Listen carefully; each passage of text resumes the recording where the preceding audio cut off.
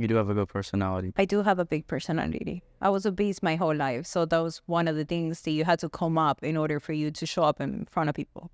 Otherwise, nobody's going to pay attention to you. So growing up obese, All right. you felt like you had to make an extra step to get noticed. You had to Yeah. you had to do an extra effort. Yeah. Those most of the time the obese people, they're like kind of funny. And the way, to see, you saw it, you can be noticed by your environment. So yeah. So why do you think that? Why do you think you had to make an extra effort? And that's what it's like. If you're ugly, you need to do an effort, to get the attention of someone. So yeah, it's an extra effort. Otherwise, you're not gonna get the attention from everybody. Was that challenging growing up? Not for me because I did have a big personality. Yeah, Where did that come from? my mom, I guess. Your mom really gave you Yeah, some personality. yeah, she did got some personality. Do you think you're born with your personality, or do you think it was cultivated? I think it was a mix of the situations of what I see from my mom. The aspect that she saw the life, in different way, and going through life, with my obesity, it was part of everything. So you build that personality as well. Do you feel like I feel like a woman. I hope you're a woman. Yeah, I am.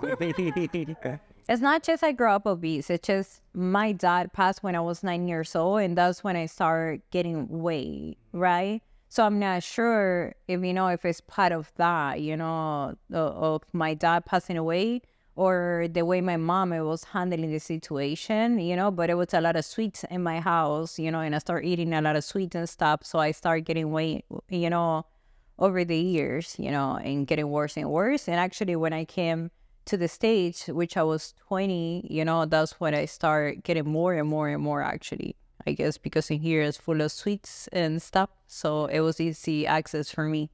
Right? Maybe it was something about just comfort, like comfort eating and probably stress eating too.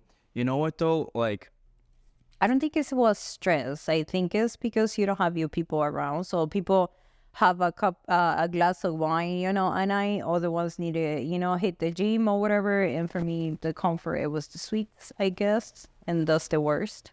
yeah. And it's still until today, that's how I have it. I don't drink. This is like just for the video. I was about 20 pounds overweight at one point, where I just had a puffy face, big gut. And I think overeating and depression go hand in hand, because when I was overeating, I was feeling really depressed. And one of the things is my theory, when we eat, we get dopamine. No, that is a fact. When you eat, your brain triggers dopamine. And when you're feeling depressed, when you're feeling low in your life, you're seeking that dopamine, and nothing's bringing you that dopamine, but that bag of chips will, that donut will, and we overeat on those sweets, we overeat on snacks, on junk food, because we are seeking that dopamine, and it's giving us that dopamine. And that's why you often see people who... Well, you don't know about that when you're passing the stage or whatever, right?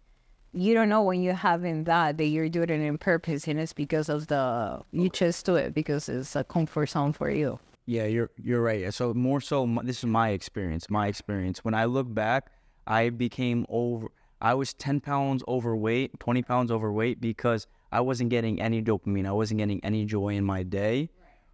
But where I was getting that joy was from that blueberry glazed donut.